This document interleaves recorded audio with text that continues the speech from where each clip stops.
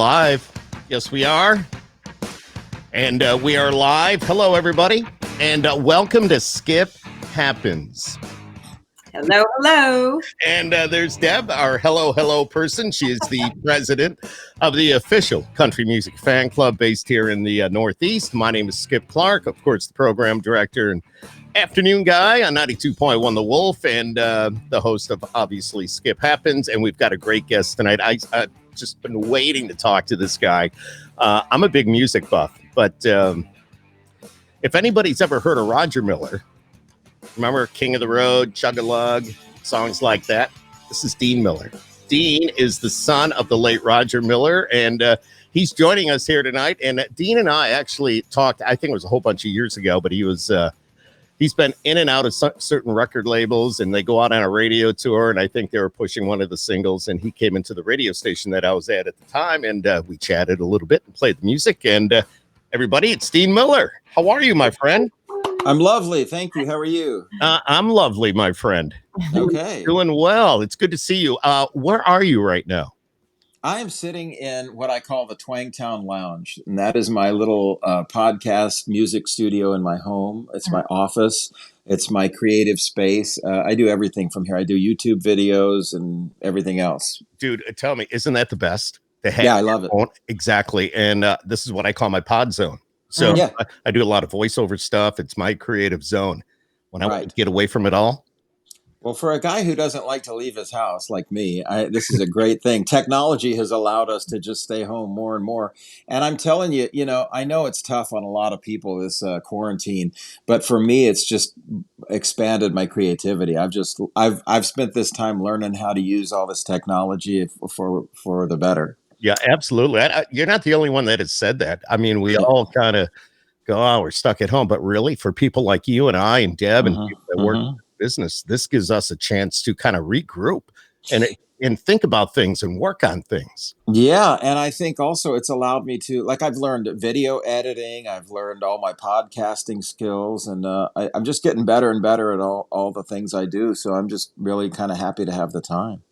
I want to talk about the Dean's List, which is the name of your podcast. We can do that in a little bit. But first of all, you're the son of Roger Miller, which is really, really cool, as I mentioned in the beginning. And I am? Really? Am I? You tell me, dude. Either that or they got your bio wrong. I need to write this down. Hold on a second. Okay. There you go. But what an honor, though. You are doing your own thing. That's the most important thing. You've been doing your own thing. You've been out and about with some great music, and I know you've got new music coming out real soon. Tell us a little bit about that. Well, I have a really weird life. I decided 10 or 12 years ago, I'm only going to do stuff I love and not worry about the results. So I've taken a lot of weird little paths, but I just do stuff I love in my life. And one of those things, like, I had this pile of songs. I write songs all the time for other people and for myself. And I just write. It's just in me to write songs. Yeah. And I had a pile of songs, and we used to have to wait in this music business, we used to have to wait for somebody to cut our songs, or we had to wait to be allowed to make a record or have somebody sign us to a record deal. But we now live in a time where you can do whatever you want. And I just had this pile of songs, and I thought, man, I'm going to regret it if I don't go record these. So I put them all on an album. I wrote all the songs by myself. I produced the album by myself. I made all the decisions myself. So if you hate the album, it's all my fault. Okay. You rise and you fall all on your own. Yes, exactly. So there are people, I've heard an earful, both good and bad. So, yeah. But it's coming out in a few weeks. I'm slow to get it on streaming, but I have the CD, the hard copy CD, for those of the people who still listen to those. And if you contact, the only one I think that's listening to CDs right now. Okay. Well, if you want to contact me, I'm autographing CDs and sending them out to whoever wants them. If you want to just contact me on social media, everything's at Dean Miller Music. You can find me. Very cool. Very cool. So, go ahead, Deb. No, I say we love CDs. Well, first of all, I love having the tangible item in my hand. I love the covers. I love reading the lyrics or the stories or whatever the artist has to put on the inside. And you can't get that on streaming.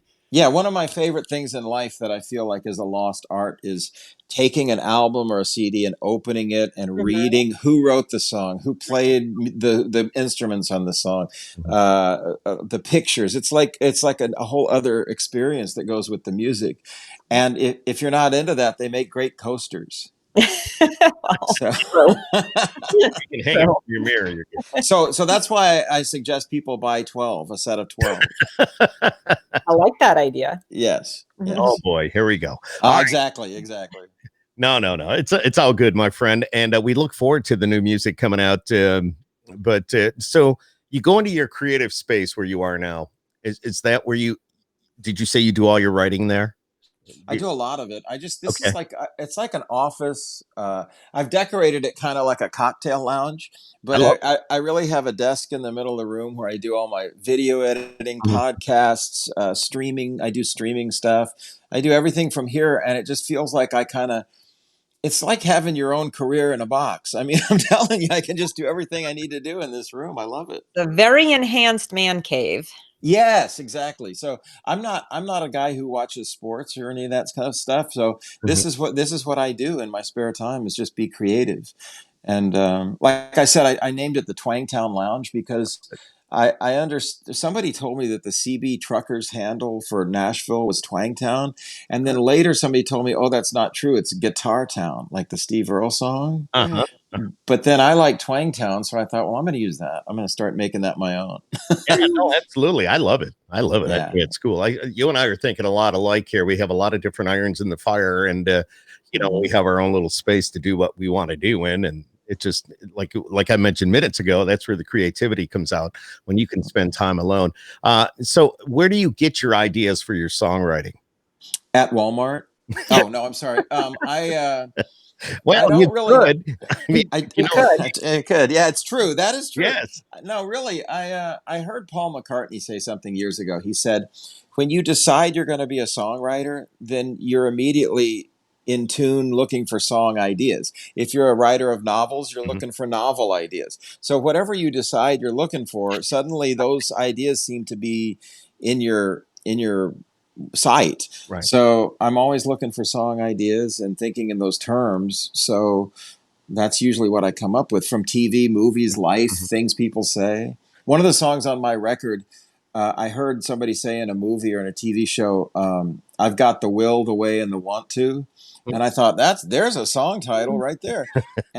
But I can't even remember where I heard it. So, sometimes the ideas, I don't even know where I heard them from. So, Yeah, exactly. Wow, that's pretty cool. Everybody's got a different way of telling that. Everybody's got a different way of thinking and being creative, and where they pick up their ideas from. So, mhm, and that's mhm. pretty unique for you. So that's cool. Yeah. I just have always admired songwriters and creative Yeah. people. And I grew up with one of the most creative, successful songwriters in history.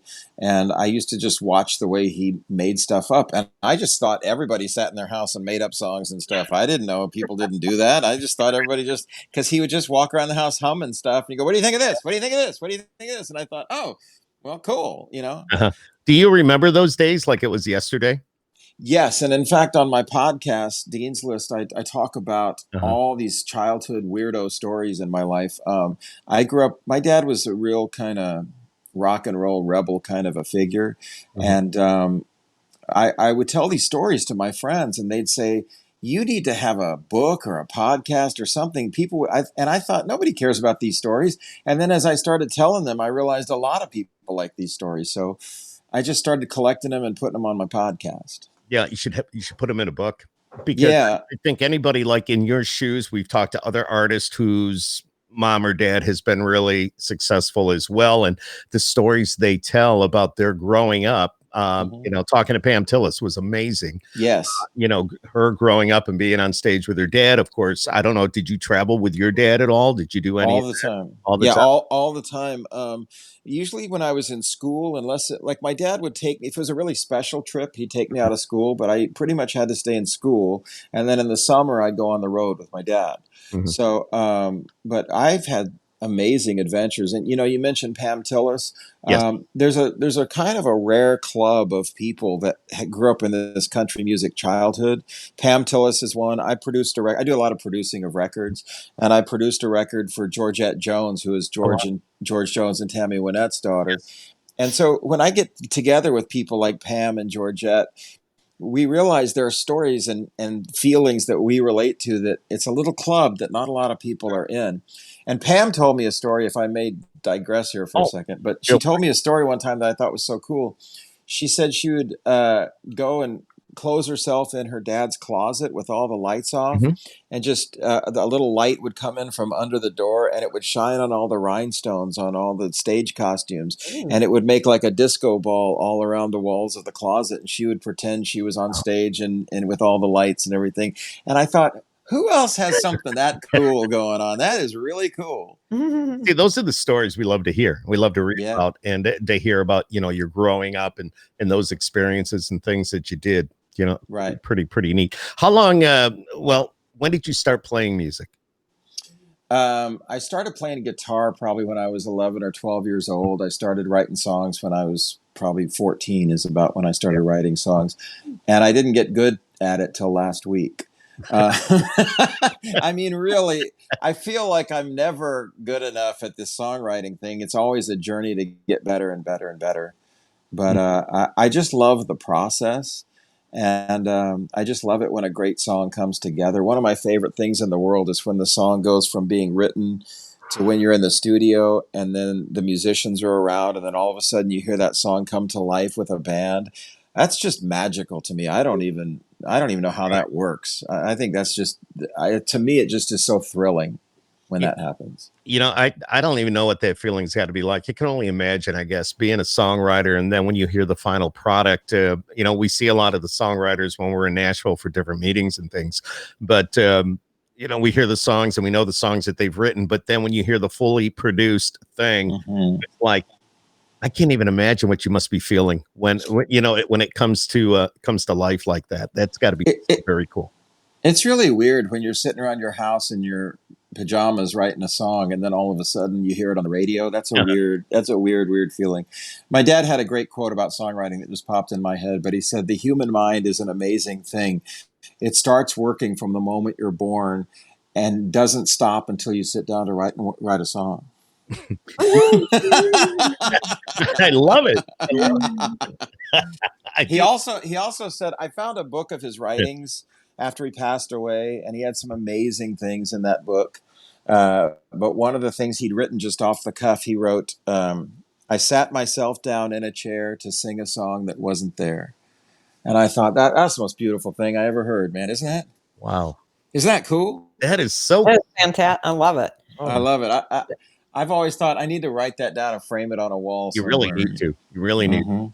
And probably a lot of sayings like that. Yeah. They're all over the place. Hey, my dad was a genius. He really just he would say things off the cuff, and you would go, "How does your mind work that way?" It was amazing.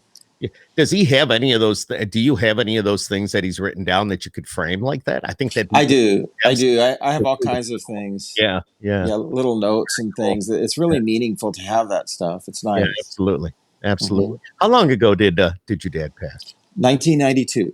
Wow. We were talking about that today. I was talking about that you're going to be on the podcast tonight, and we're saying, Roger, when did he? We're trying to think back, and nobody had well, I guess we all have phones, but nobody thought about going to their phone to look it up. But it said it had to be like the mid to early to mid 90s. So 1992. Wow. And it's an amazing legacy that his name and music live on and on and on. And some of his biggest recordings happened after he died. He's had cuts by everybody from Dwight Yoakam to Barbra Streisand to on and on. His list of recordings is amazing. King of the Road, his most popular song, has been recorded over 600 times. So it's just that one song has been recorded by people like Dean Martin and everybody has recorded that song. So it's kind of amazing. And how does that make you feel if you're out and about and you hear the song come on, or maybe you hear a cover band play it, or you're just maybe out having a cocktail and you hear whoever's on stage, hey, we're going to do a little Roger Miller, King of the Road. I think it's the greatest gift a person could ever receive because it's kind of like my dad going, "Hey, Yeah. I'm thinking about you. Hey, I love you. Hey, here I am." Because one of the most magical things that no one else, or not no one, but very few people can really understand this feeling. When you go into a country nightclub somewhere or a honky tonk and they start singing King of the Road, by the time you get to the chorus, the whole room is singing it Mhm. because everybody knows that song. You kind of can't help but sing along to it. And it just gives me chills every time. It's so emotional because think of the impact of that. Yeah. It's so far reaching. And one time I was in New York City and I was in the men's room at a urinal, and a guy walked up next to me singing it, Well, and he had no idea, and I'm just like, uh, wow, oh, that'd be that uncomfortable moment. You'd be yeah. like, all I start. right. I started to go, I know hey, that oh guy. no, I don't. Yeah, Uh, I don't think I'm going to tell that story. I'd be like, Yeah. hey, that's what I did. Never mind. I have to go. I don't think that would go over well. No, No, no, no. no. There's one rule in the men's room: you don't talk. Yes, That's all. You yes. don't talk. You don't. There's an unspoken code, isn't there? Pretty much, yeah. Yeah, yeah, Go and yeah, do yeah. your thing and get the hell out. That's all. Women can talk in the ladies' Oh room. my God, Guys, we don't talk to each other. I don't know. I don't know how you guys could even be like in the same place at the same time doing the same thing with no wall between you because half Well, of us women have stage fright. You can't yes. go to the bathroom if somebody else is in there. It's so Hey, weird. I don't know about everybody else, but for me, it's eyes straight ahead. yep, Don't say yep, a word. Get out of there as quick as you yep, can. yep, No, yep. yes, you can. And I'll tell you, it sounds crazy, but if anybody's standing close to me, I can't go. Yeah. I'm just Yep, saying. I'm just saying. that's how. All right. Oh, All right. Never mind. Well, let's just move on. How did this I, conversation I deteriorate you so far? started. It's your fault. we just made a right turn Yeah, exactly. I on don't a know. dead end road. So, Exactly. yeah. So you've been okay. You got your dad, of course, but you and your music is Yes. phenomenal as well. And Yes. you've got new music coming out. Can you tell us a little bit about the new stuff? I think I asked you a couple of minutes ago, but Yeah. a bit We more. got off tangent. Yeah. What? I'm sorry. Got off tangent. We never got We to did. really. We did. We got off on a tangent. That's all right. That's what a podcast is about. Well, I just write these songs all the time, and I felt like I had 10 really good ones just sitting there. And I thought, we just live in a weird time right now. When I moved to town, you would write these songs, you go in the studio with a band, you demo these songs, and then you go try to get singers to record them. Well, it doesn't kind of work that way right now. It's all a kind of a free for all, how you get heard and seen. Mhm. And I thought, I'm just way over that system of going down to Music Row and hoping some guy half my age wants to record my song. I mean, like, I'm just not in that world. I get Okay. you. I get you. So I thought there's so many ways and avenues I can put my music out there and just find people who appreciate it. And I heard a really cool story and a thing in a documentary. It was a documentary about Willie Nelson. And Chris Christopherson was narrating it, and these are two of my biggest heroes. And that's another thing about my childhood. Imagine growing up in the room with your own heroes. It's Yeah. kind of amazing. But Really, really. and I'm sorry, I'm going to go off on another tangent. It's okay. We'll take a left turn. All my life, Chris Christopherson, when I was 3 years old, I used to call him the ugly brown monster. Because when you're three and a guy with a big bushy Yeah, brown yeah, beard yeah. gets in your face, you think that's the ugly brown monster. Oh my So God. so for my whole life, I'd be standing somewhere and I'd just have somebody lean over and go, "I'm ugly and I'm brown. I'm the ugly brown monster." And I'd go, And you'll never forget that. yeah, that was Chris, right? So, but anyway, so he was narrating this documentary about Willie Nelson, and many people don't know, but Willie Nelson was rejected by the Nashville music business for years and years and years. He could not get arrested as a singer. So he moved to Austin and he found his audience there. But the narration of this thing, Chris said, so Willie moved to Austin and he found his congregation. And I thought that has just changed my life. I said, I'm going to stop trying to chase the business and I'm going to start chasing the congregation. And I'm going to find my congregation. And whether it's 2 people or 5 people or 10,000, whatever, I'm just going to find people who appreciate what I'm doing instead of changing what I'm doing to try to find the people. Mm-hmm. I love your way of thinking, man. Pretty good. I didn't always think this way. When I was 20 No. years old, I was just going, please let me have a record deal. That's exactly what I was going to say, because when you're younger, you don't think like that. You're thinking like that because of experience and who you are and learning as you went through life, or as you go through life, you're thinking about these different things. And it's starting to make sense to you.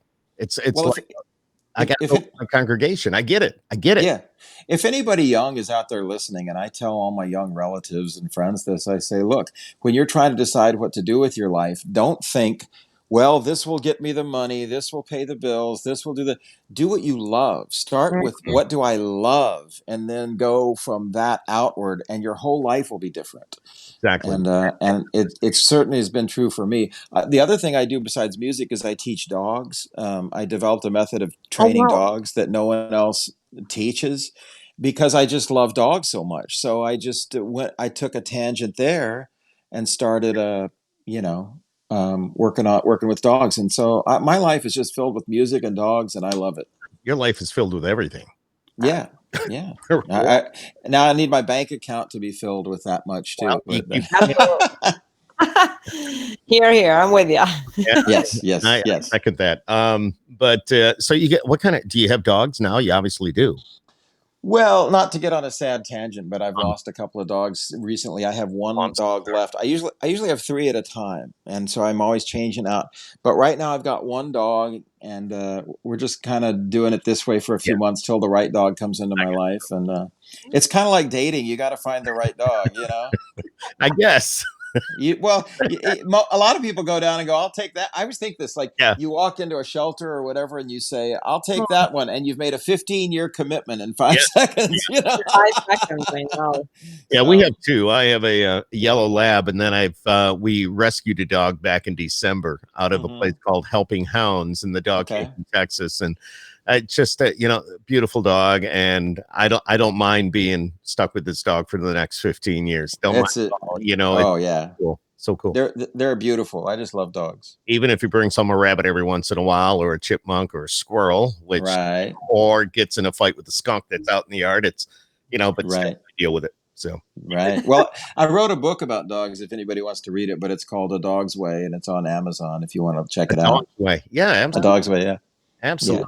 Man, I tell you, and all right, so now you're an author.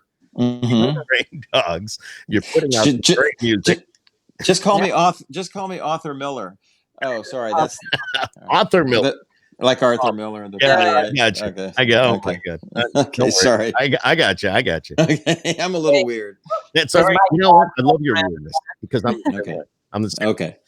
You never know what's going to come out of my mouth sometimes, or the way I act. I just love being me, and even for my age, maybe it's a number that's up there, but I definitely don't act my age, and I refuse to act my age. And well, I'd stick with that. It's working for you. Yeah, it's working for you too. So that's cool. Thanks.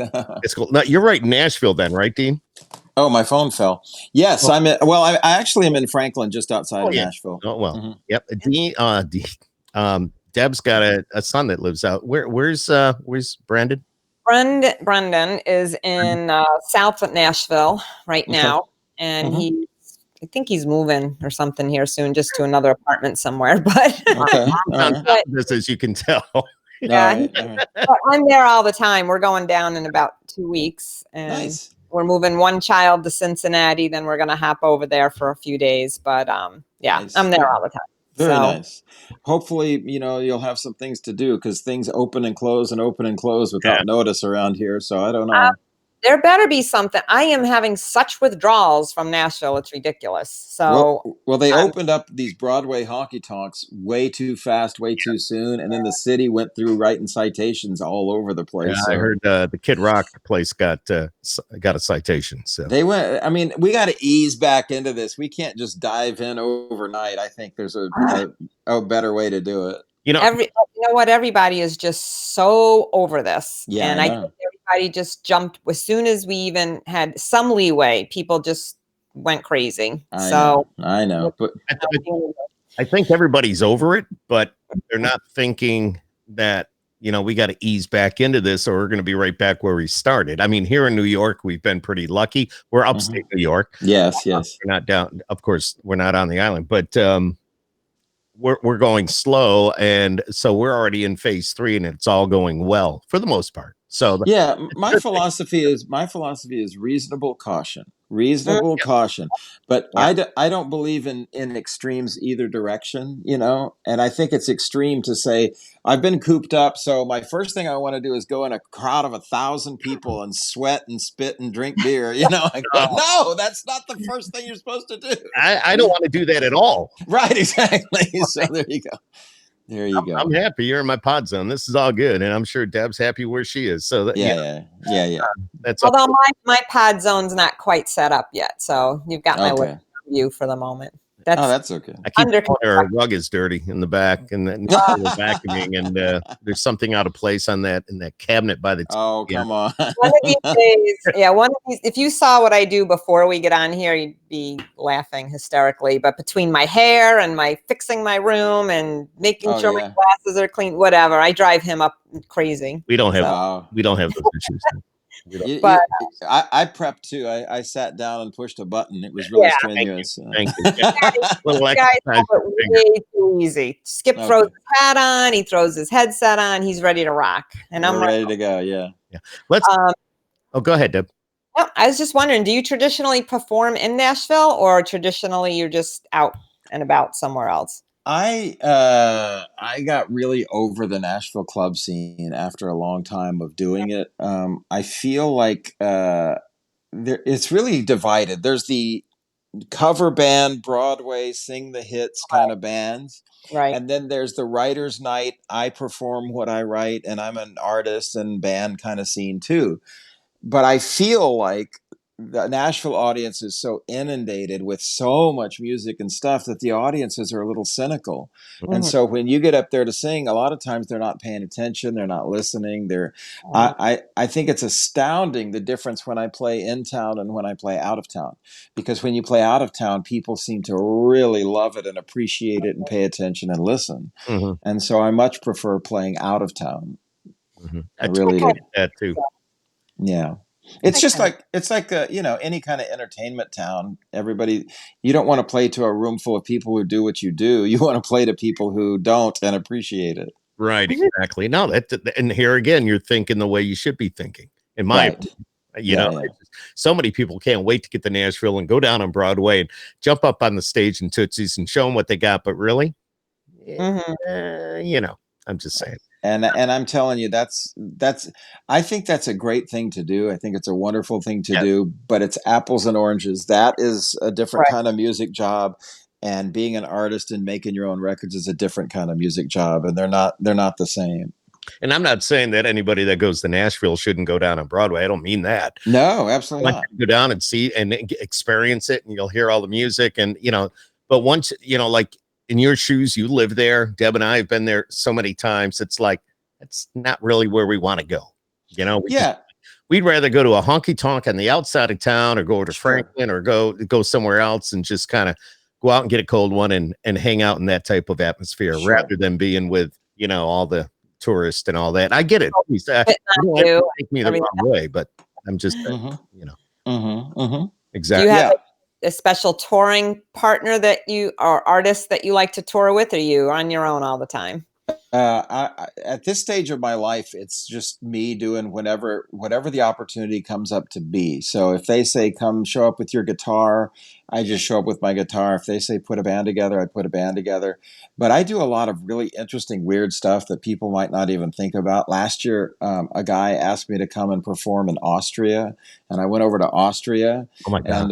And did you wouldn't believe where there are country music fans. There's country music fans in places you'd never think of. Wow. And in this little town in Austria, they had created this giant honky tonk with long picnic tables and beer, and you know, everybody was wearing cowboy hats. It was the weirdest thing, and they approach shows differently culturally.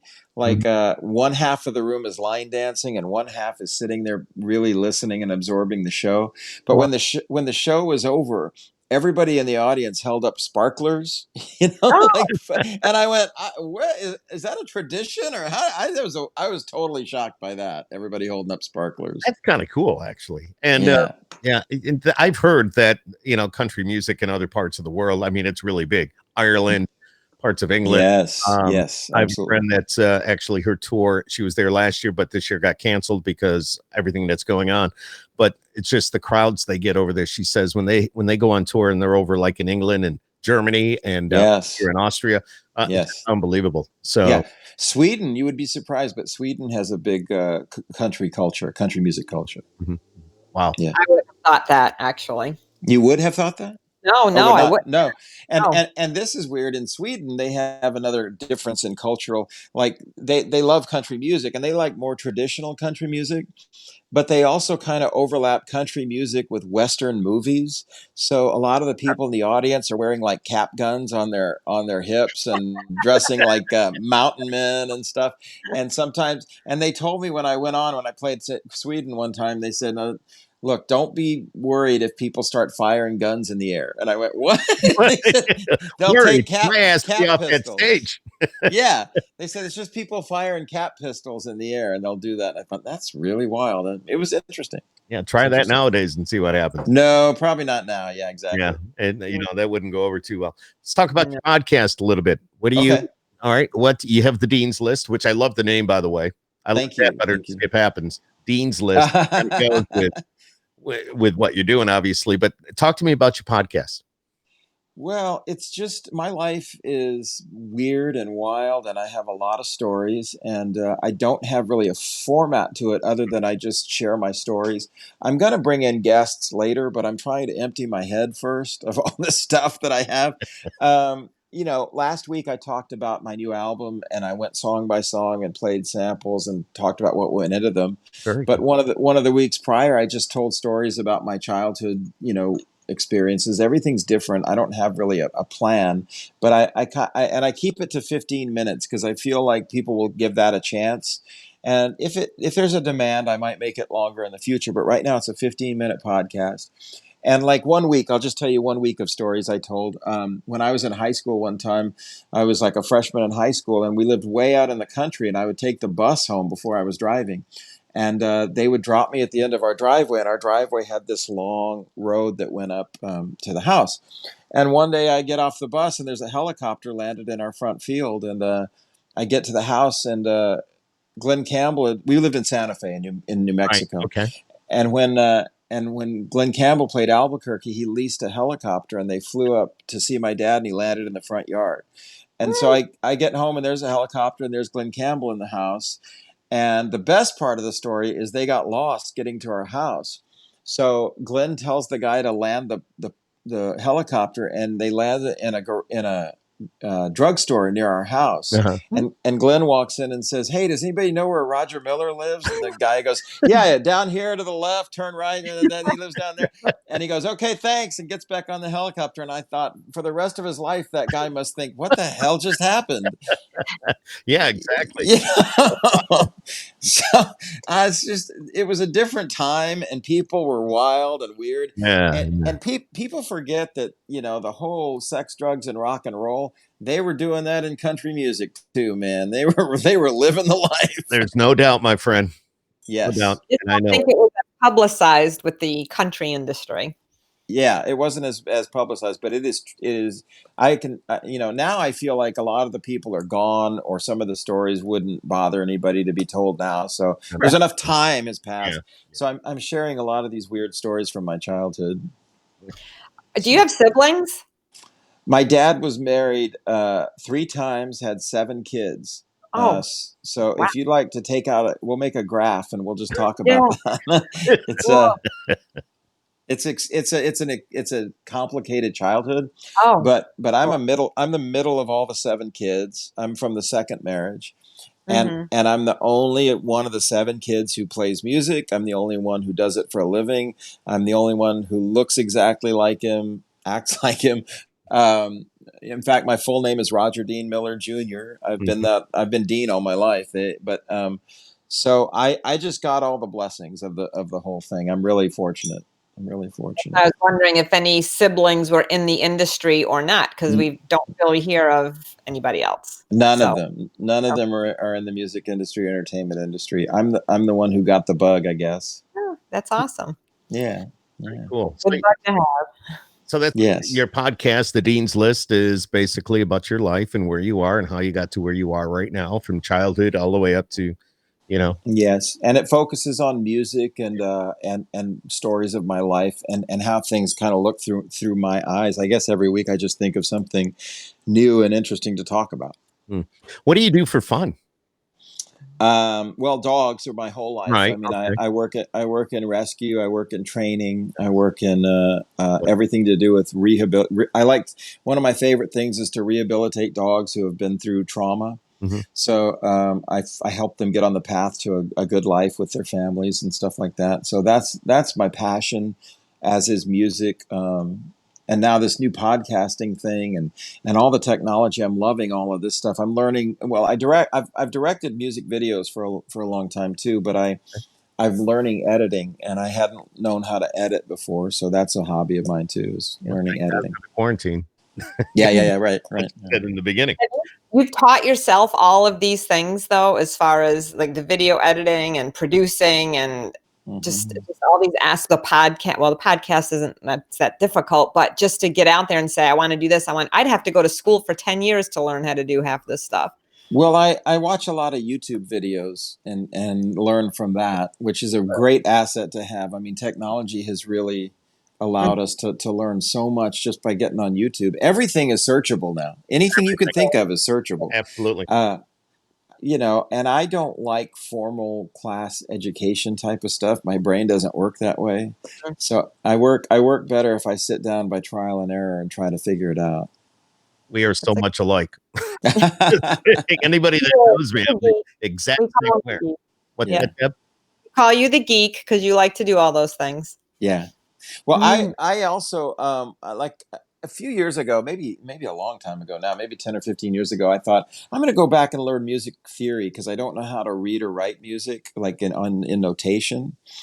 And I got into it I took 3 piano lessons and theory kind of lessons, and I thought, this is so messing me up. I mean, because the way I learned was so weird, and now I'm trying to learn it backwards or something. I couldn't make my left brain and my right brain connect.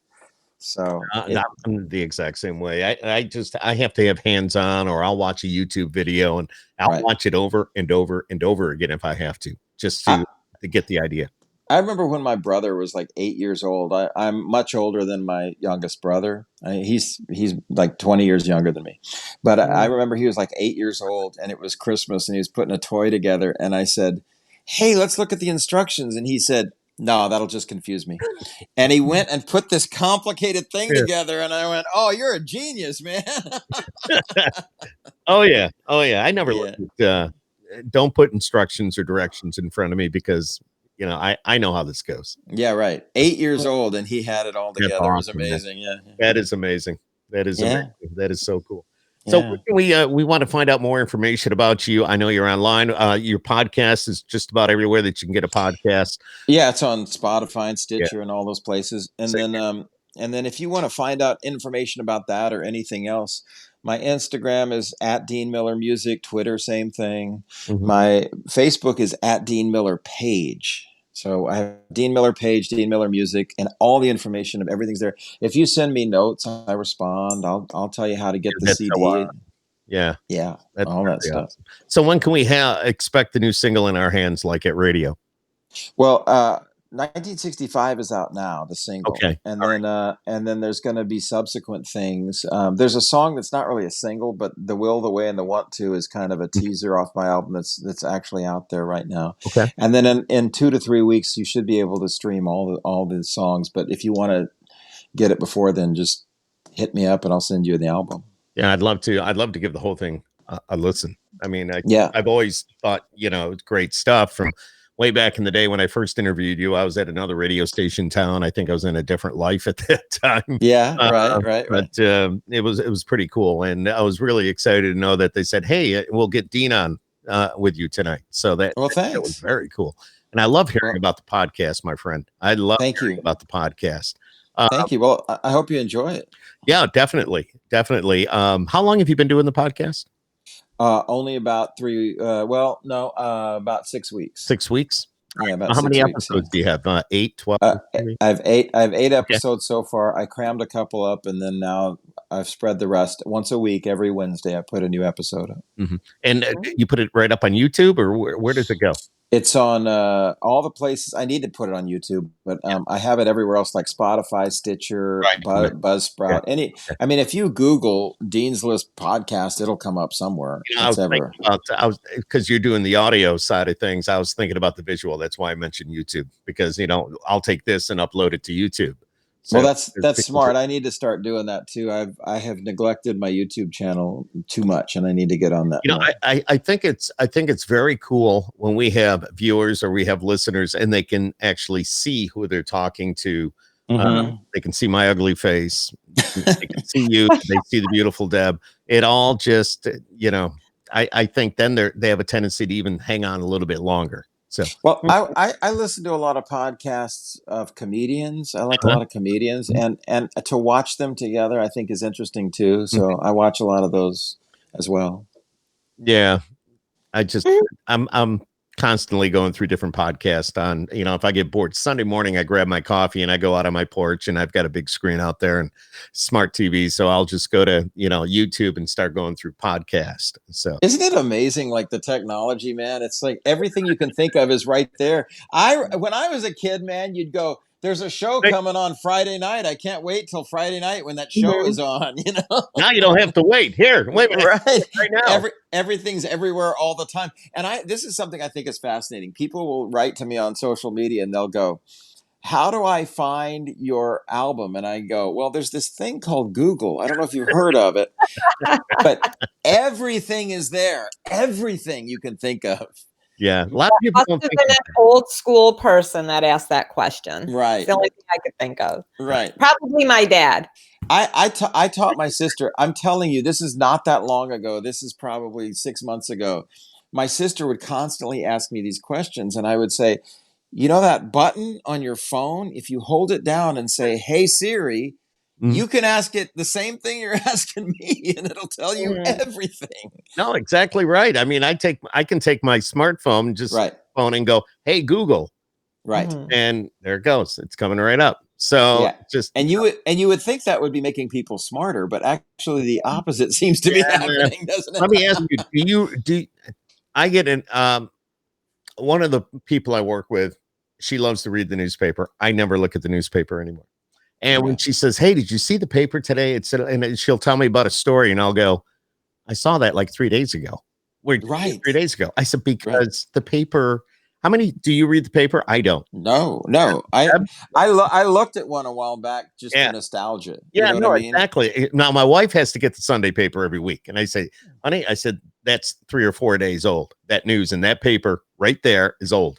Well, I was in a meeting a few weeks ago, and this guy took out a pencil and a notebook, and I said, "What is that? That's amazing." I said, "Is that an antique? What is that?" I don't mean to knock it. I know there's a lot of people that do it. I guess I'm embracing the technology that we have. Me too. I think in this society, in the way that we live nowadays, we want stuff now. We don't want to wait for it. We can get answers. We can find out anything we want to find out about anybody. If I wanted to look up Roger Dean Miller Jr., I can just go right here, and it's all going to come right up for me, just that quick. So. And that's unfortunate for me, but I am glad. I'm glad you can do that. I'm going to send you a message. I'll tell you what, I produce a lot of records, and I produce records for people as young as 14 years old all the way up to whatever, 60, 70. And if I don't stay in the know about stuff, I'm going to get left in the dust. No doubt. I listen to these 14-year-olds and these 18-year-olds and what they're doing, and I try to connect to that so that I can stay relevant. Well, it's like that in the business that I'm in, not only what you do, but being in the radio side of things, everything is computerized and everything is changing day by day by day. Yeah. Every day there's something different, or there's an update with your operating system or whatever, we're using to be on the air. So we have to stay on top of that. It's no longer pulling out the 45 and throwing it on a turntable and queuing it up. Get ready with the pot, and I'm waving my hands around here like I do in the radio station. But it's all those days are gone, man. I know. I mean, an artist I produced released a single today, Mhm. and he was telling me, okay, now I've got this influencer who's going to put it on her account, and then I got this person, and all the language was like, if you'd said this 5 years ago, nobody would even know what you're talking about. Right. You know. It's crazy, man. So, like, who have you been producing for? Can you throw some names out there?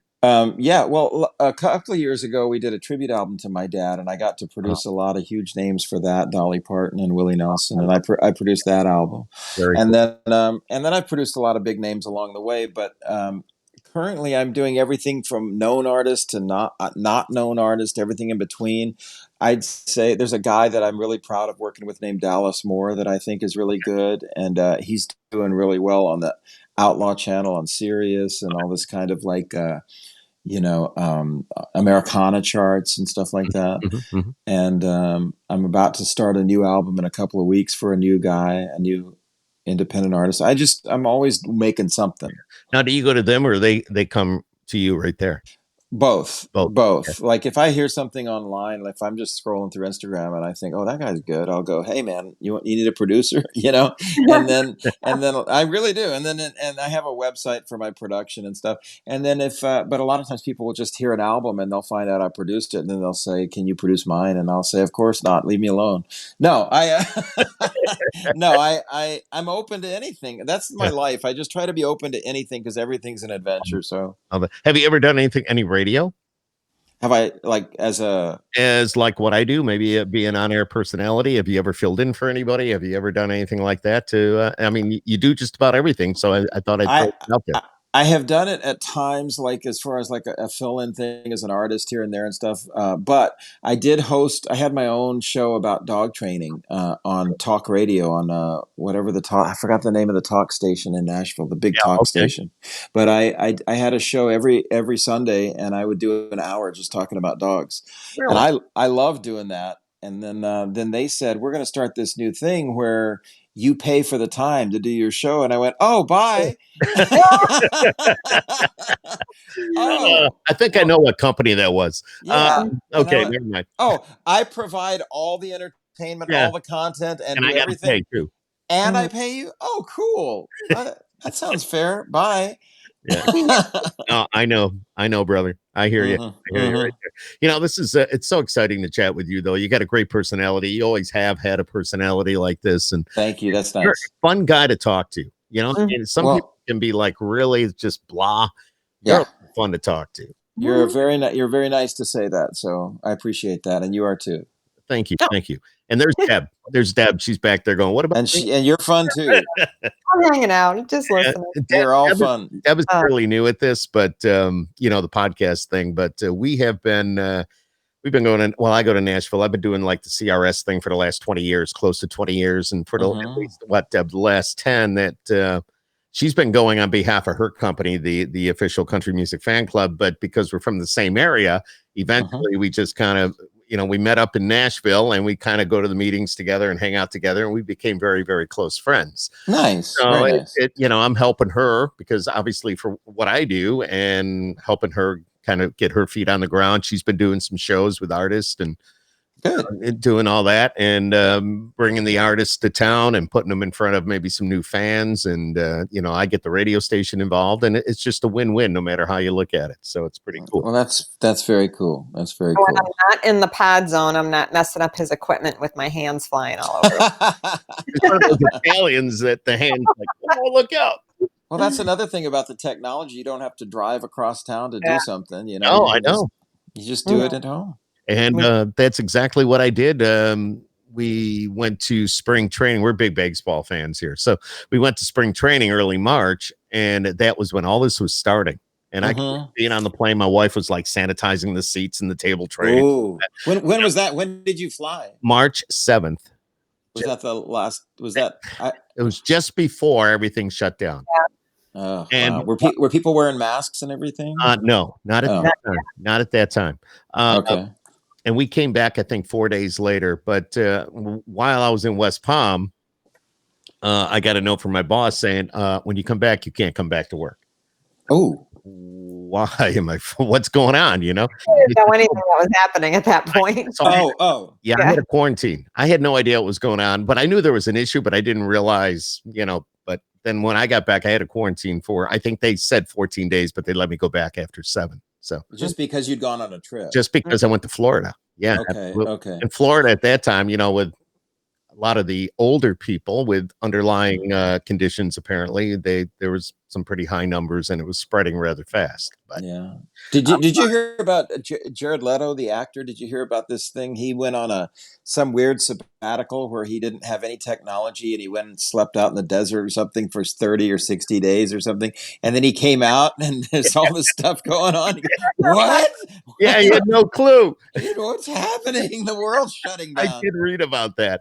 I'm going, can you imagine? Yeah. It's like waking up and it's like, what? Yeah. The whole world shut down. You're walking down the street and everything's closed. That would be weird, man. That's a scene from a movie. Yeah, exactly. Yeah, exactly. Waking up and well, it'll be a year we'll never forget.